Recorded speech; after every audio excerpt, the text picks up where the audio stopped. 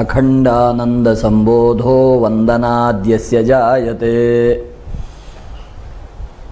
गोविंदं तमहं वंदे चिदानंदतनुं गुरुम्। अखंडं सच्चिदानंदं अवाङ्मनसगोचरम् आत्मानमखिलाधारम् आश्रये भीष्टसिद्धये। यदा लंबोदरं हन्ति सतां प्रत्यूहसंभवम् तदा लंबे दयालंबं लंबोदरपदाम्बुजम्। कामस्य विजयोपायं सूक्ष्मं वक्ष्याम्यहं सतां। संकल्पस्य परित्यागः उपायः सुलभो मतः। भगवत पूज्यपाद जगतगुरु श्री शंकराचार्य जी अपने सर्व वेदांत सिद्धांत सार संग्रह ग्रंथ में साधन चतुष्टय संपत्ति को बताते हुए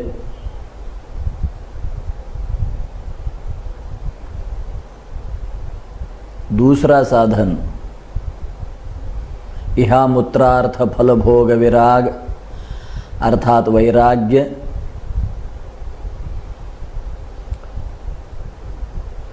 वैराग्य के स्वरूप को और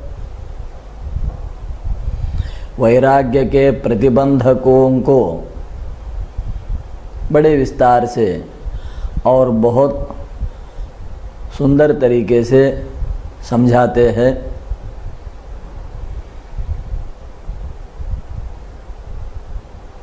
वैराग्य को प्रतिबंधक प्रधान तत्व माना गया है काम, और काम का विस्तार से वर्णन इसके पूर्व के चिंतन में हुआ, जहाँ से सूत्र लेकर आज हम आगे बढ़ेंगे।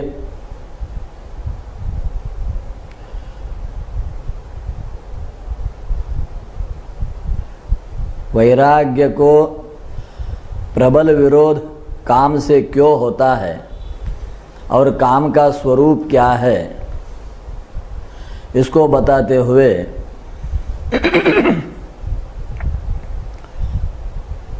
आचार्य जी अत्यंत सुंदर वर्णन करते हैं काम का और कहते हैं कामो नाम महान। सारे विश्व को चलाने वाला अर्थात उत्पत्ति स्थिति लय को कारणभूत ऐसा काम अत्यंत महान है, जो सभी के अंतरंग में रहता है और अंतरंग में रहते हुए सबको प्रेम और अनुबंध से बांधकर और पूरी प्रपंच रचना को बढ़ाते हुए ज्ञान का घात करने वाला यह काम सबको घुमाता है, अर्थात सभी के बुद्धि में भ्रम निर्माण करता है। और इस प्रकार का काम का स्वरूप होने की स्थिति में ही ये सहज होता है कि मनुष्यों की भोगों की ओर स्वतः प्रवृत्ति हो जाती है।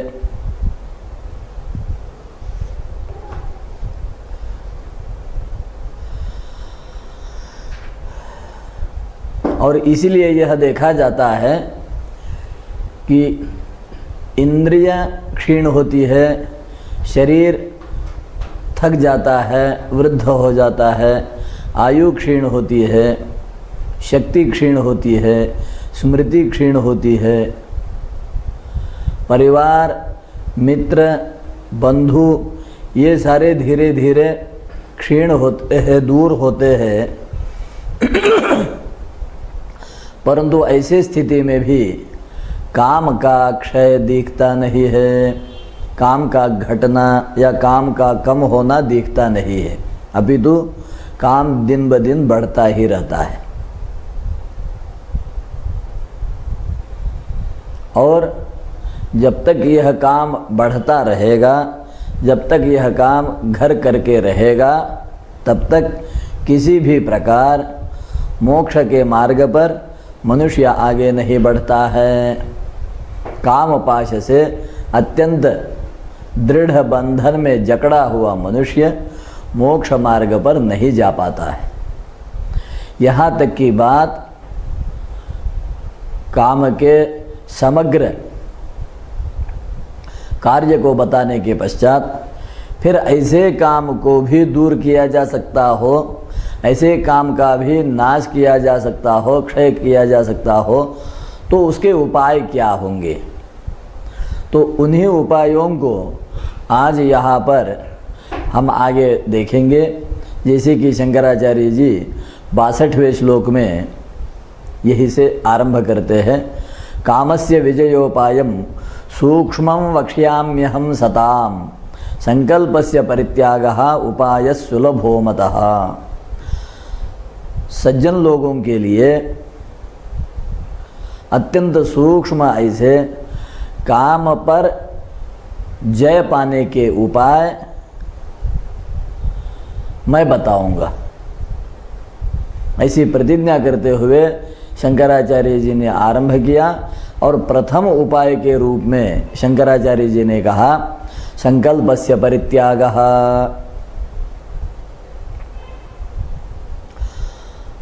अत्यंत सुलभ और शास्त्र और सज्जन सम्मत ऐसा सुलभ उपाय अगर कोई है तो वह यही है कि संकल्प का त्याग किया जाए, अर्थात मन में संकल्पों को उठने ही ना देवे। संकल्प उठेंगे तो काम प्रवृत्त होगा, काम प्रवृत्त होगा, इंद्रियों को प्रेरित करेगा और फिर काम पाश में मनुष्य बद्ध रहेगा, बद्ध ही रहेगा, बंधा ही रहेगा। तो उपाय बताया संकल्प का त्याग करें। संकल्प का त्याग कैसे संभव है? संकल्प का स्वरूप क्या है? संकल्प क्या करता है? किस प्रकार संकल्प का त्याग करना चाहिए? इन्हीं सब बातों को आगे शंकराचार्य जी बता रहे हैं, जिसको हम क्रमशः देखेंगे। श्रुते दृष्टे पिवा भोग्ये यस्मिन् कस्मिंश्च वस्तुनि समीचीनत्वधि त्यागात् कामो नोदेति करहिचित्।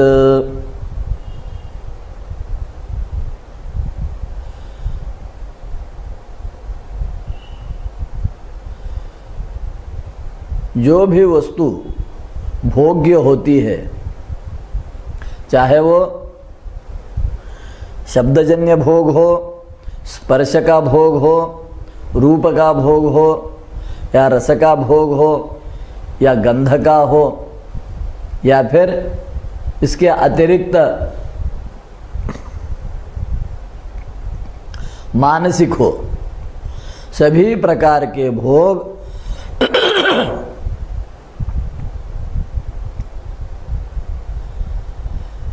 या तो कुछ सुना होता है या तो कुछ देखा होता है। उसी के आधार से भोग्य बुद्धि पदार्थ में हो जाती है। जो पदार्थ कभी देखा नहीं, जो पदार्थ कभी सुना नहीं, उसके प्रति तो वैसे ही भोग की इच्छा नहीं होती है। जिस पदार्थ के बारे में सुना, जिस पदार्थ के बारे में देखने से आकर्षण हो गया, वहीं पर भोग की वासना जागृत होती है। तो यहाँ पर शंकराचार्य जी उपाय बताते हैं कि समीचीनत्वधि त्यागात्। यह पदार्थ अच्छा है, यह वस्तु सुंदर है, यह अत्यंत मधुर है, यह मेरे लिए हितकारक है, इससे मुझे सुख मिलेगा, इसकी सुगंध मुझे आकर्षित कर रही है,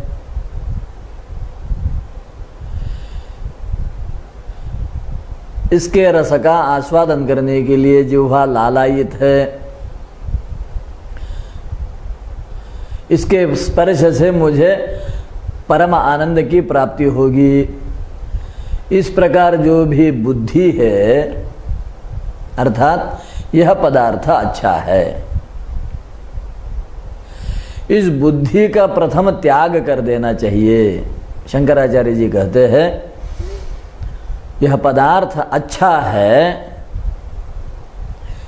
इस भाव का त्याग करो तो काम उत्पन्न नहीं होगा। उदाहरण के लिए एक सर्प है, दिखने के लिए बड़ा सुंदर है, ठंड होता है, उसका स्पर्श भी मृदु होता है, माला के जैसे गले में पहन सकते हैं,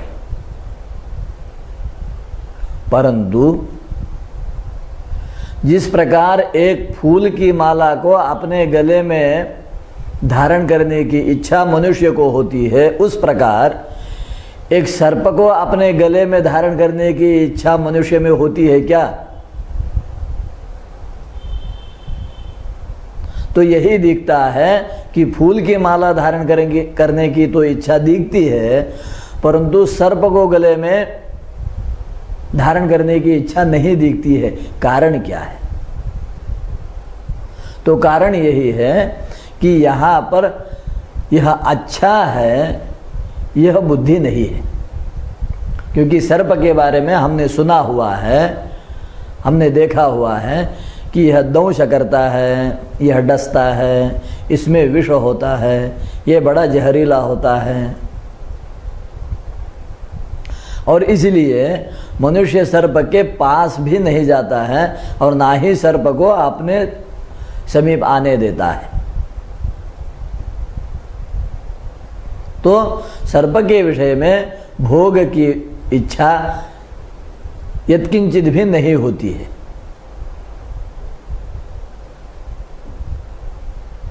क्योंकि वो अंततः हितदायक नहीं है। यद्यपि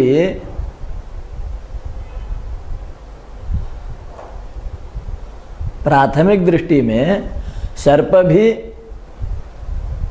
अच्छा है, ठंडा है, मृदु स्पर्श है, परंतु नहीं होता है। इसीलिए नहीं होता है कि वहाँ पर अंततः समीचीन बुद्धि नहीं है, अर्थात यह अच्छा है ऐसी बुद्धि नहीं होती है। जब यह अच्छा है ऐसी बुद्धि नहीं होगी तो वहाँ कामना उत्पन्न नहीं हो सकती है। इसी दृष्टांत से हमें समझना चाहिए सभी प्रकार के जो भी सुने हुए और देखे हुए पदार्थ है उनके बारे में जो समीचीनत्व बुद्धि है, अर्थात यह पदार्थ अच्छा है, इस प्रकार की जो धारणा है उसका हमें त्याग करना चाहिए, जिससे काम उत्पन्न नहीं होता है। इस प्रकार काम जय के लिए एक साधन यहाँ पर शंकराचार्य जी ने बता दिया। आगे और विस्तार करते हुए बता रहे हैं, कामस्य बीजम संकल्पः संकल्पादेव जायते बीजे नष्टे अंकुर इव तस्मिन् नष्टे विनश्यति।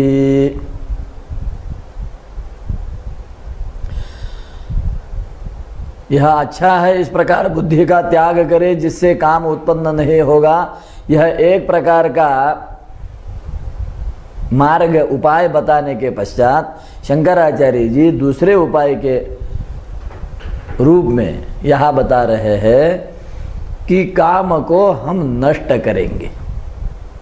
कैसे नष्ट करेंगे?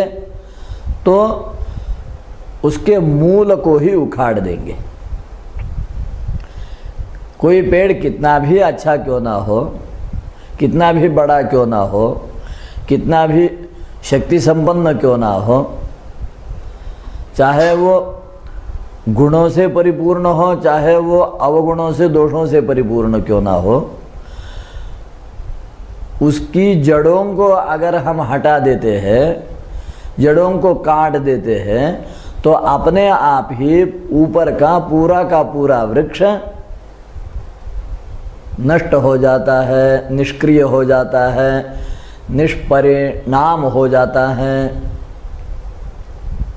तो उसी प्रकार यहाँ शंकराचार्य जी काम से ही उत्पन्न जो सारा संसार है, जो सारा वृक्ष है, उसको नष्ट करने के लिए उसके जड़ को समझा रहे हैं और जड़ को किस प्रकार नष्ट किया जाए वो बात बता रहे हैं।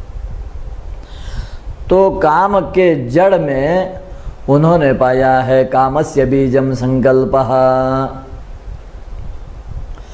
संकल्प ही काम का बीज है।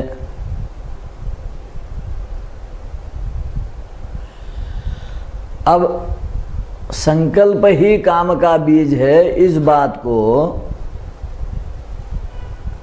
किस आधार से बोल रहे हैं, किस आधार से बताया जा रहा है?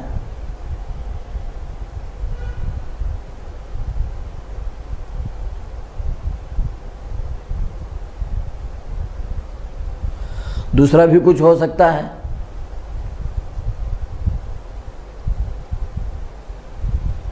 तो शंकराचार्य जी ने कहा ऐसा नहीं है। संकल्पादेव जायते, संकल्प से ही काम उत्पन्न होता दिखता है। वेद वाक्य भी इसी प्रकार के निर्देश देते दिखते हैं कि संकल्प ही काम का बीज है, संकल्प मूल काम है। इसलिए जब संकल्प का नाश होगा तो अपने आप ही काम का नाश होगा और काम के द्वारा फैला हुआ संपूर्ण संसार वृक्ष या सब प्रकार के बंधन, सभी प्रकार के कामजन्य विकार अपने आप नष्ट हो जाएंगे। प्रथमतः संकल्प का नाश करना आवश्यक है। जैसे एक बीज का नाश होने से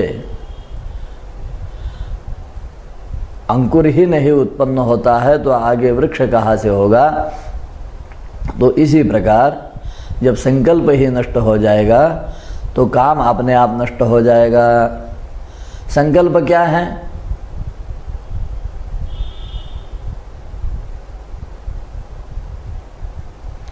संकल्प होता है कि जो मुझे यह चाहिए,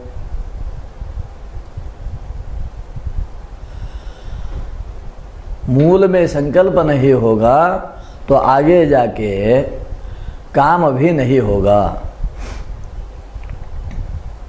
तो मुझे यह चाहिए, मुझे सुख चाहिए, या फिर मुझे स्वर्ग चाहिए, या फिर मुझे यहाँ उत्तम उत्तम भोग चाहिए, मुझे मित्र चाहिए, मुझे परिवार चाहिए, मुझे धन चाहिए, जो भी संकल्प है वही कामना को जगा देते हैं, कामना को बढ़ाते हैं। तो जैसे ये माना जाता है कि बीज और वृक्ष में कोई अंतर नहीं है, बीज में ही वृक्ष सारा समाहित होता है। इसलिए ज्ञानी लोग बीज में ही वृक्ष को देख लेते हैं, वृक्ष का दर्शन उनको बीज में ही हो जाता है। बीज बहुत सूक्ष्म होता है। जैसे हम किसी वटवृक्ष को देखेंगे तो वटवृक्ष का बीज अत्यंत सूक्ष्म होता है, परंतु वृक्ष बहुत बड़ा होता है। और एक बीज से जब वृक्ष बनता है तो वृक्ष फिर अनंत बीजों को प्रतिवर्ष उत्पन्न करता रहता है और उससे फिर अनंत अनंत वृक्षों का निर्माण, अनंत अनंत बीजों का निर्माण, इस प्रकार एक अनर्थकारी परंपरा चल पड़ती है। तो इस अनर्थकारी परंपरा के कारण जो काम अपना साम्राज्य पूरे विश्व ब्रह्मांड में फैला चुका है, उसको अगर नष्ट करना है तो आरंभ में संकल्प को नष्ट करना होगा। तो संकल्प क्या है? सभी कामनाओं का बीज है, अर्थात सूक्ष्म काम ही संकल्प है।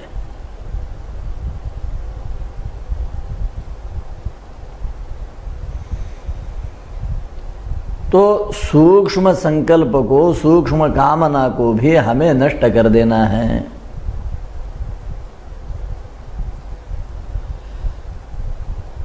विस्तृत विशाल काम नहीं है, परंतु सूक्ष्म काम है। तो वो जैसे भी नमी मिलेगी, अच्छी जलवायु मिलेगी, तो वो फिर अंकुरित होगा। अंकुरित होगा तो फिर कष्ट देगा। इसलिए अंकुर का ही, बीज का ही नाश कर देना है। और बीज का नाश ऐसे कर देना है कि वो दोबारा अंकुरित होने में समर्थ ही ना रहे, अर्थात उसको जला देना है। जला हुआ बीज जिस प्रकार अंकुरित होने में असमर्थ होता है, उसी प्रकार जला हुआ संकल्प काम को उत्पन्न करने में असमर्थ होता है। तो संकल्प रूपी काम के बीज को जलाने का तात्पर्य क्या है? उसको किस प्रकार जला सकते हैं? तो उसको ज्ञान से उत्पन्न जो विवेक है, उस विवेक रूपी अग्नि में उसको जला देना है। अर्थात नित्य विवेक द्वारा चिंतन करते हुए अपने ज्ञानाग्नि को प्रखर करना है, और ज्ञानाग्नि को इतना प्रखर कर दे कि उसमें काम का बीज अर्थात संकल्प ही नष्ट हो जाए, अंकुरित होने में असमर्थ हो जाए। और यह पुरुषार्थ जिसको साध्य हुआ, वही काम का विजय पा सकता है, काम पर विजय पा सकता है। और इस प्रकार उपाय बताने के पश्चात आगे शंकराचार्य जी इसी विषय को बढ़ाते हुए कहते हैं, न कोपि सम्यक् त्वधिया विनैव भोग्यं नरः कामयितुं समर्थः यतस्ततः कामजयेच्छुरेतां सम्यक् त्वबुद्धिं विषये निहन्यात्।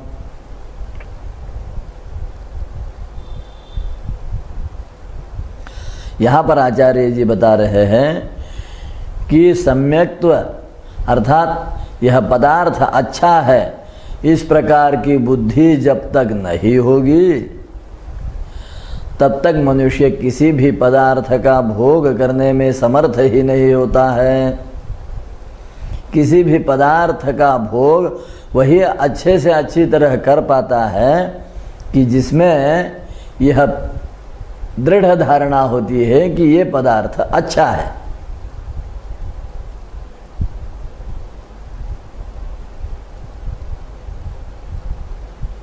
तभी उसका मन वहाँ लगेगा और तभी वह उसका भोग लेगा। और इसीलिए जिसको भी काम को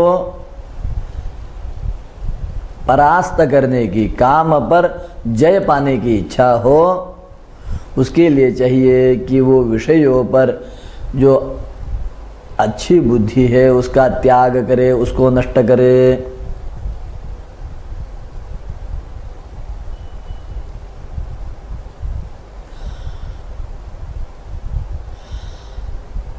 तो अच्छे बुद्धि का, सम्यक बुद्धि का ही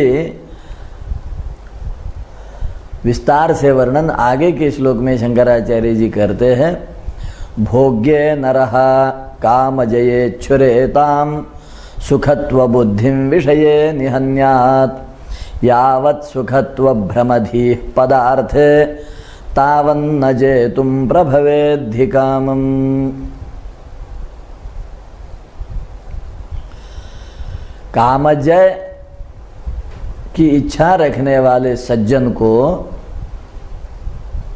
पहले इस बात का निश्चय कर लेना चाहिए, इस बात का उसको संपूर्ण प्रामाणिक बोध होना चाहिए कि इस पदार्थ के भोग से मुझे सुख मिलना है।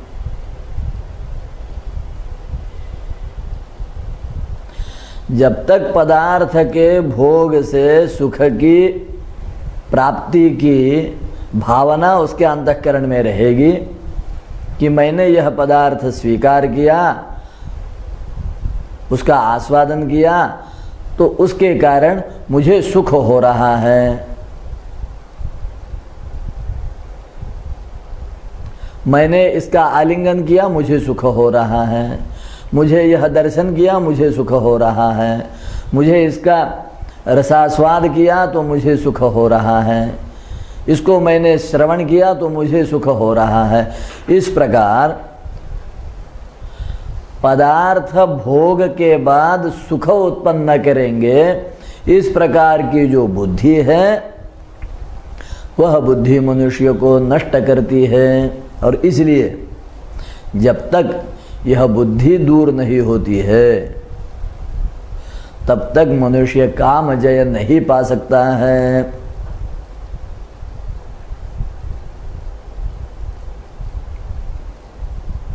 तो इसके लिए कुछ उपाय बताते हुए शंकराचार्य जी आगे बता रहे हैं। संकल्पानुदये हेतु यथा भूतार्थ दर्शनम अनर्थ चिंतनम चाभ्याम नावकाशोस्य विद्यते।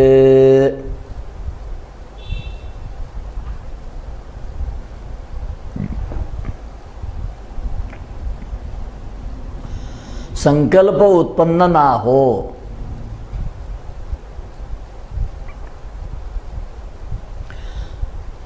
इसके दो कारण बताए हैं शंकराचार्य जी ने। संकल्प होगा तो फिर काम होगा, फिर पदार्थ को प्राप्त करने में वो परिश्रम करेगा, फिर वह पदार्थ का भोग होगा, फिर उसके कारण नाना प्रकार के विकार उत्पन्न होंगे और अल्प सुख के पश्चात दीर्घ काल तक दुख की परंपरा रहेगी इत्यादि इत्यादि। परंतु संकल्प ही उत्पन्न ना हो, इसके लिए क्या करना चाहिए? तो शंकराचार्य जी ने कहा प्रथम दो हेतु उसमें उन्होंने बताए हैं। प्रथम हेतु बता रहे हैं यथाभूतार्थ दर्शनम, अर्थात जो पदार्थ जैसे है वैसे ही उसको हम देख ले।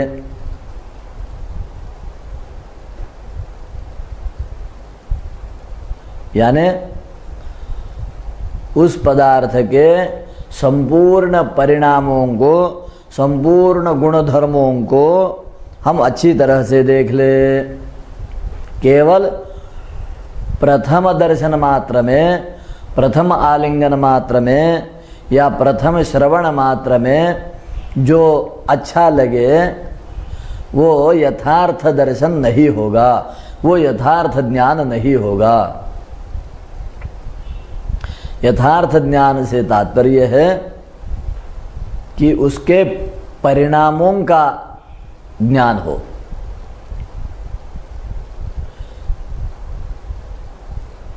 जैसे कोई विषाक्त पदार्थ है, विषैला पदार्थ है,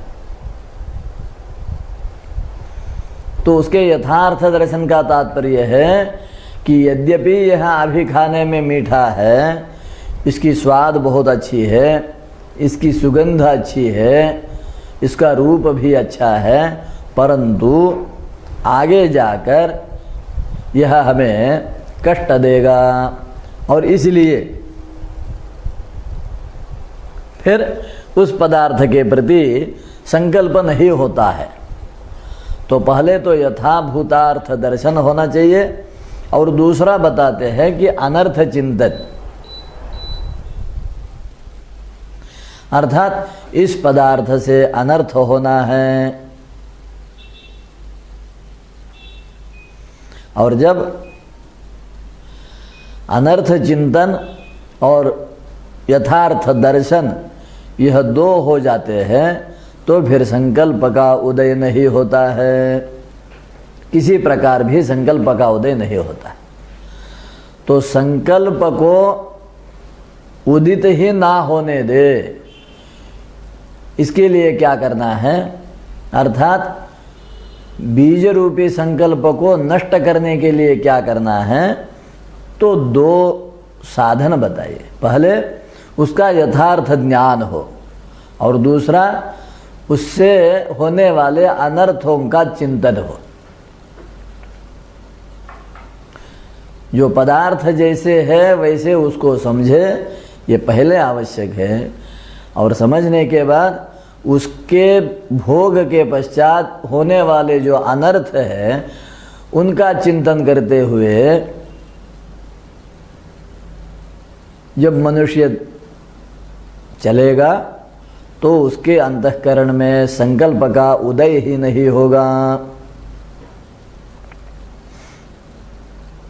इसी बात को उदाहरण दिखाते समय शंकराचार्य जी आगे कहते हैं, रत्ने यदि शिला बुद्धि जायते वा भयं ततः समीचीनत्वधीर्नैति नोपादेयत्वधीरपि।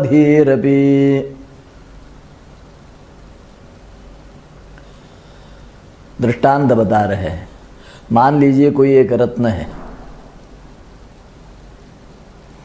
अगर मनुष्य समझ जाए कि ये तो एक पत्थर है,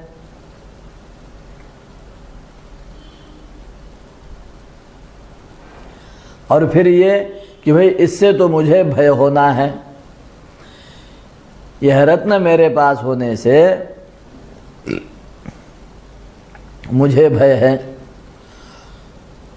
तो एक और पाषाण बुद्धि हो जाए और एक और भय हो जाए, तो उस रत्न के प्रति मनुष्य को ना ही यह अच्छा है ऐसी बुद्धि होती है और ना ही ये मेरे काम का है ये भी बुद्धि होती है।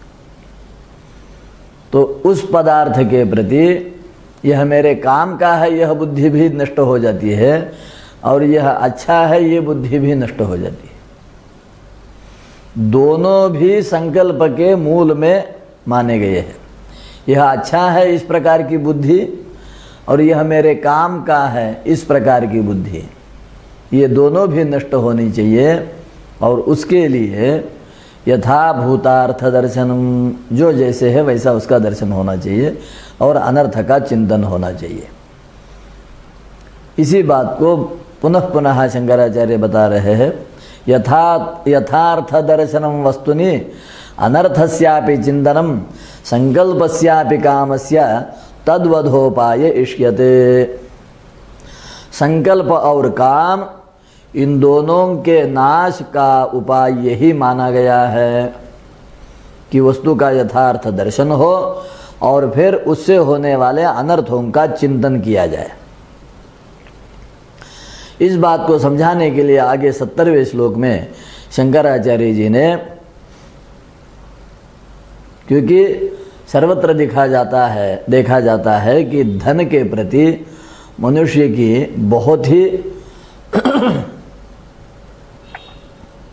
समीचीन बुद्धि होती है और उपादेय बुद्धि होती है। अर्थात धन अच्छा है और धन आवश्यक है, तो धन की आवश्यकता और धन की अच्छाई ये दोनों भी नष्ट होने के लिए धन के यथार्थ का दर्शन और धन से होने वाले अनर्थ का चिंतन आवश्यक है। तो उसी बात को शंकराचार्य जी यहाँ बता रहे हैं। धनम भय निबंधनम सतत दुख संवर्धनम प्रचंड तरकरदनम स्फुटित बंधु संवर्धनम विशिष्ट गुणबाधनम कृपणधि समाराधनम न मुक्ति गति साधनम भवति नापि हृच्छोधनम।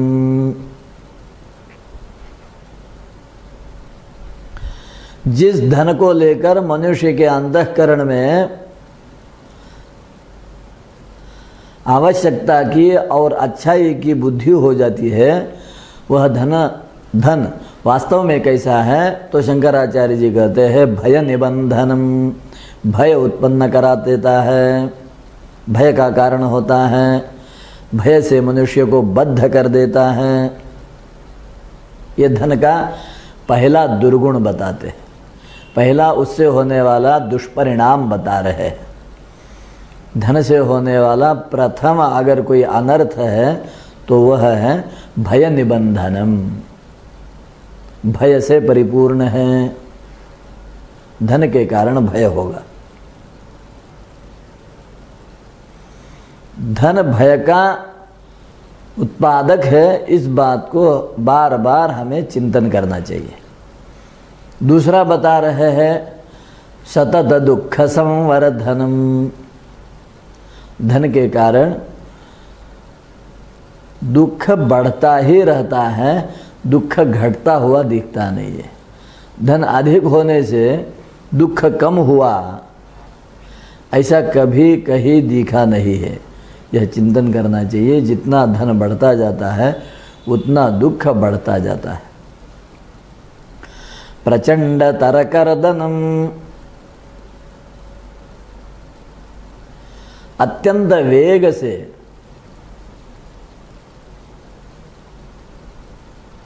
धन अन्य तत्वों का नाश कर देता है, अर्थात धन धर्म का नाश कर देता है, धन दया का नाश कर देता है, धन शांति का नाश कर देता है, धन आरोग्य का नाश कर देता है, धन सद्बुद्धि का नाश कर देता है, इत्यादि इत्यादि। और फिर कहते हैं स्फुटित बंधु संवर्धनम,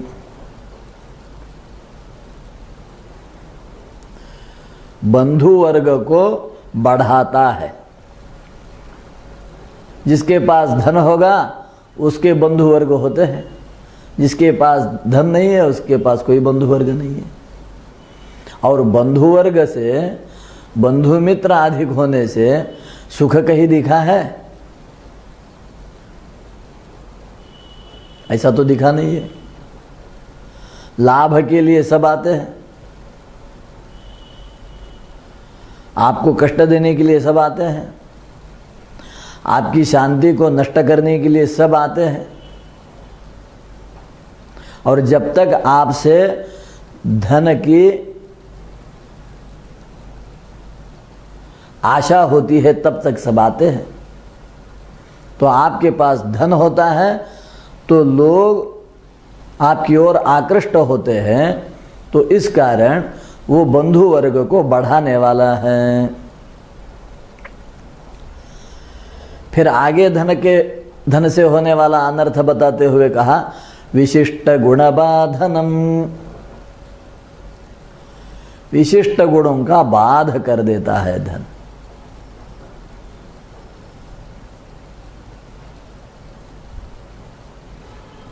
एक निर्धन में जितना औदार्य दिखता है उतना औदार्य धनिक में नहीं दिखता है। निर्धन में जितना धैर्य दिखता है उतना धनवंतों में नहीं होता है। इस प्रकार चिंतन करने से पता चले कि ना जाने कितने ऐसे गुण हैं कि जिनका धन बाध करता है, अर्थात धन के होने से अच्छे अच्छे गुण दूर हो जाते हैं या छिप जाते हैं या अक्रिय हो जाते हैं, प्रभावहीन हो जाते हैं। तो सद्गुणों से होने वाला जो लाभ है उससे मनुष्य वंचित हो जाता है। यह धन से होने वाला एक अनर्थ है। आगे और एक अनर्थ बता रहे हैं धन का, कृपणधि समाराधनम। बुद्धि में जो कार्पण्य है, जो कृपणता है, उसको धन पुष्ट करता है।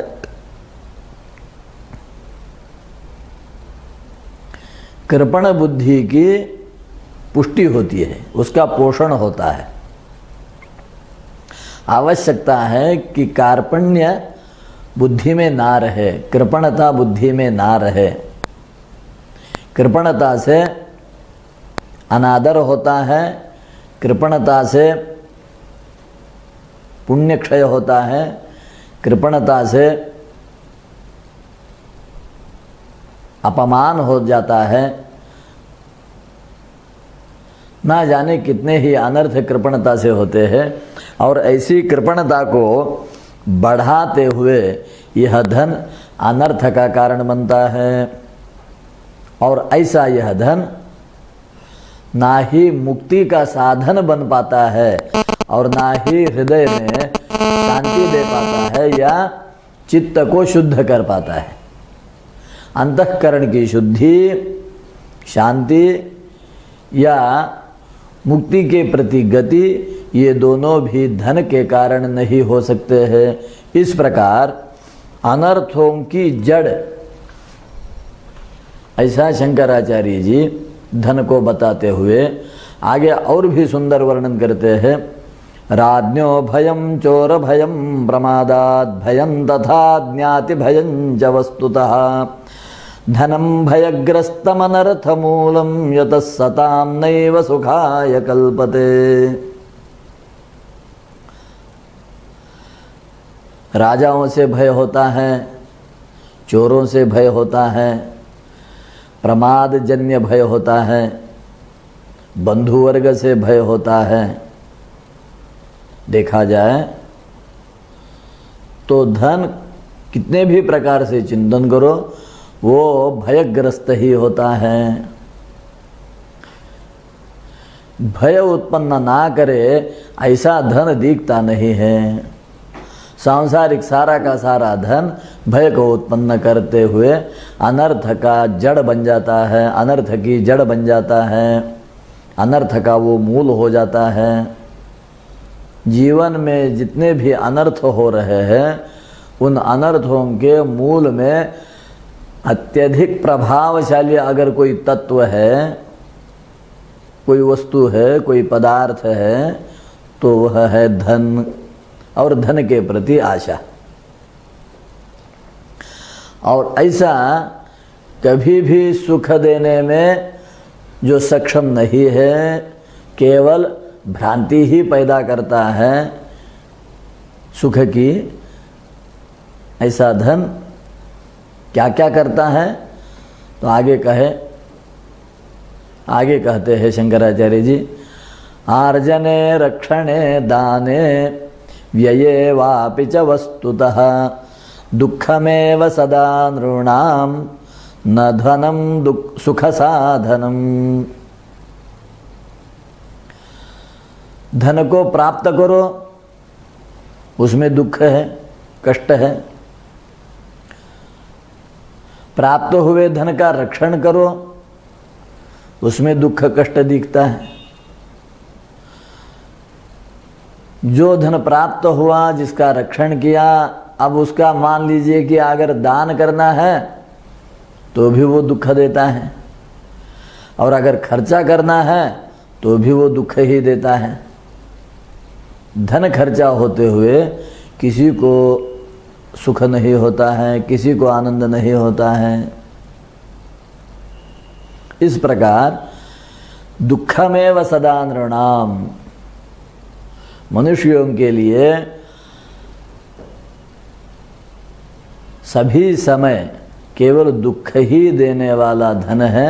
धन कभी भी सुख साधन नहीं बन सकता है। इतना ही नहीं, धन ही मनुष्य के अंतःकरण में लोभ को उत्पन्न कर देता है। और केवल सामान्य मनुष्यों में ही लोभ उत्पन्न करा देता है ऐसा नहीं, तो बड़े बड़े लोगों में भी धन, बड़े बड़े लोगों में भी लोभ उत्पन्न कराने में यह धन अत्यंत प्रभावशाली हो जाता है। इसी बात को शंकराचार्य जी ने आगे के श्लोक में बताया है। सतामपि पदार्थस्य लाभाल्लोभः प्रवर्धते, विवेको लुप्यते लोभात् तस्मिन् लुप्ते विनश्यति। बड़े बड़े महात्माओं में, सज्जनों में, योगी लोगों में, साधना में लगे हुए लोगों में, ज्ञानी लोगों में भी जब पदार्थों का लाभ हो जाता है जो कि धन के कारण होता है, तो लाभ होने के बाद फिर लोभ उत्पन्न होता है। जिस पदार्थ का लाभ नहीं है उस पदार्थ का लोभ नहीं होता है। लोभ उन्हीं पदार्थों में होता है जिन पदार्थों का लाभ दिखता है या संभव है। और यह लोभ एक बार मनुष्य में हो जाए तो फिर यह लोभ मनुष्य का विवेक ही नष्ट कर देता है। अर्थात सत असत, नित्य अनित्य, अच्छा बुरा, हित का अहित का, इस प्रकार के द्वंद्वों में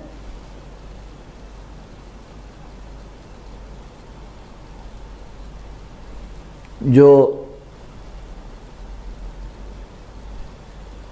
स्पष्टता होती है वही विवेक है।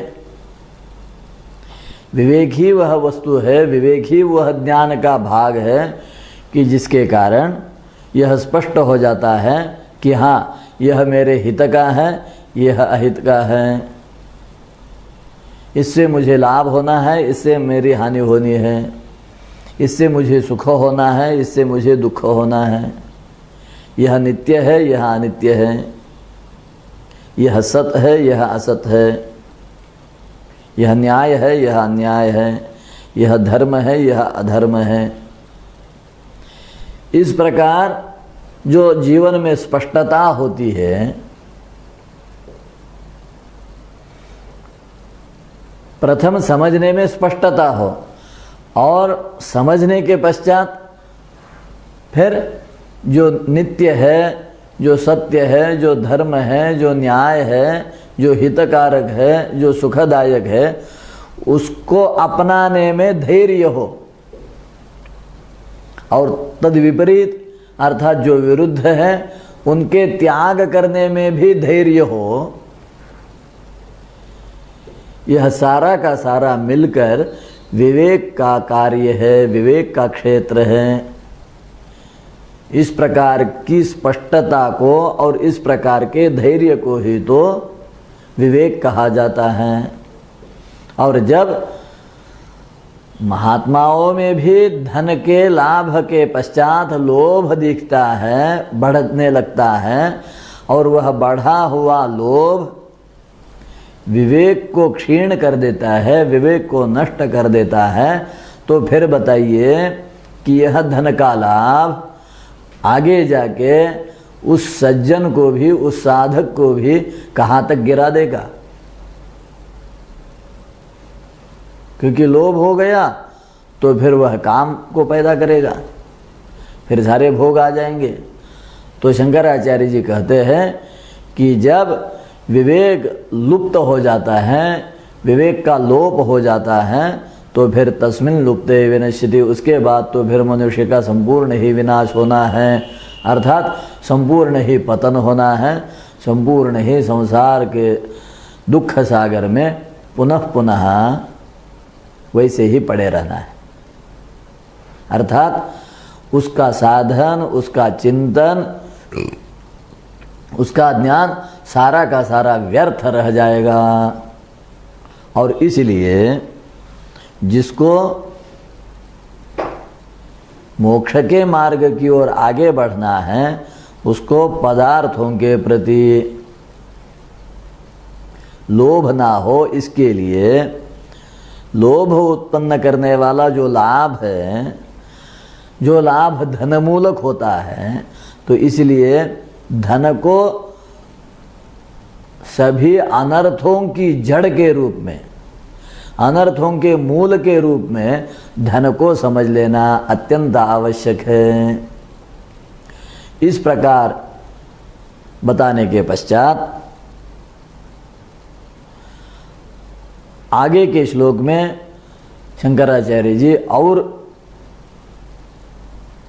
इसी विषय को, धन के परिणामों को बताते हुए कहते हैं, दहत्यलाभे निस्वत्वं लाभे लोभो दहत्यमुं तस्मात् संतापकं वित्तं कस्य सौख्यं प्रयच्छति। जिसके पास कुछ भी नहीं है,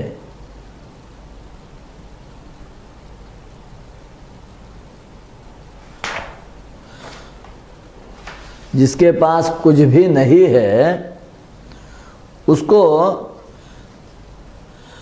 कुछ भी मुझे नहीं मिल रहा है, इस बात का दुख होता है और वह उसको जलाता रहता है। दहति अलाभे निस्वत्वम, जिसका सर्व नष्ट हो चुका है या जिसके पास कुछ भी नहीं है, उसको इस बात का दुख होता है कि मेरे पास कुछ भी नहीं है, और उसी बात से वो दुखी रहता है। और जिसको लाभ हो जाता है उसको लोभ जला देता है। अर्थात जिसको 100 मिल गया उसको 1000 का लोभ हो जाता है, जिसको 1000 मिल गया उसको लक्ष्य का लोभ हो जाता है, जिसके पास लक्ष्य है उसको कोटि का लोभ हो जाता है। इस प्रकार लाभ होने के पश्चात लोभ के कारण मनुष्य को वो दुख देता है, और लाभ ना होने की स्थिति में मेरे पास कुछ नहीं है, इसी बात को लेकर वो दुखी रहता है। तात्पर्य ये है कि धन का चिंतन, चाहे वो लाभ में हो चाहे हानि में हो, अर्थात धन के ना होने में हो या धन के होने में हो, दोनों स्थिति में, दोनों परिस्थितियों में उसके प्रति जो चिंतन होगा वह मनुष्य को संताप उत्पन्न करेगा और किसी प्रकार से सौख्य नहीं देगा। तस्मात् संतापकं वित्तं कस्य सौख्यं प्रयच्छति। इसलिए संताप उत्पन्न करने वाला यह धन अर्थात वित्त किसको सौख्य दे सकता है? अर्थात धन में किसी को भी सौख्य प्रदान करने की शक्ति सामर्थ्य नहीं है। अपितु धन केवल संताप को ही उत्पन्न करेगा। केवल धन का चिंतन, जिसके पास धन नहीं है उसको भी धन संताप देता है। किस प्रकार? नहीं है इस चिंतन से। और आगे बता रहे हैं कि धन कैसा मनुष्य का शत्रु बनता है। भोगे न मत्तता जंतोः दानेन पुनरुद्भवः वृथैवो भयता वित्तं नास्त्येव गतिरन्यथा। मान लीजिए किसी को भोग के कारण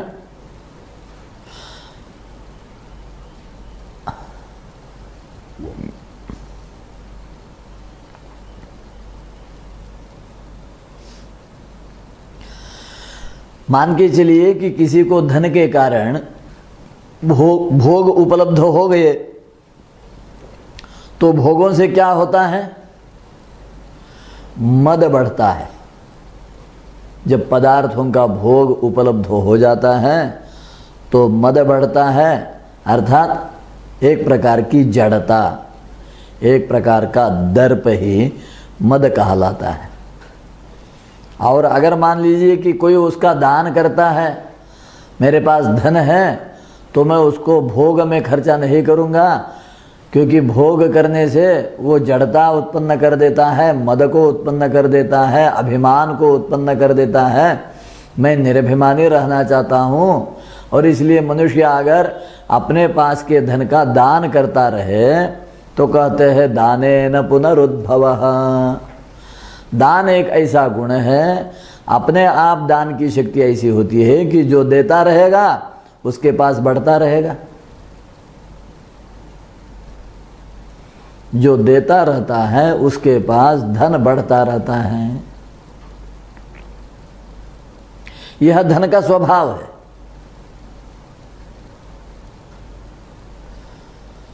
तो दान करके मैं धन को नष्ट कर दूंगा, यह बात भी बनती नहीं है। दान करते रहोगे तो धन दोबारा आता रहेगा तुम्हारे पास, अधिक से अधिक धन होगा, तुम अधिक से अधिक दान करोगे तो वो भी फिर एक प्रकार के मद को उत्पन्न करेगा।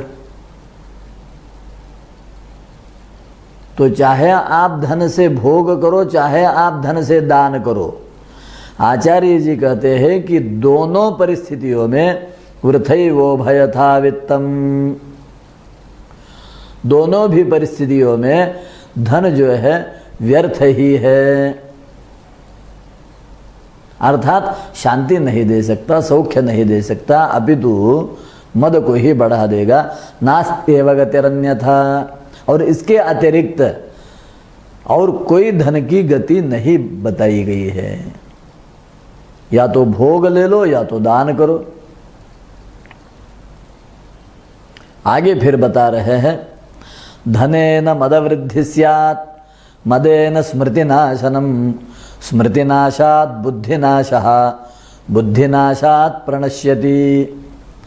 धन से मद की वृद्धि होती है, मद से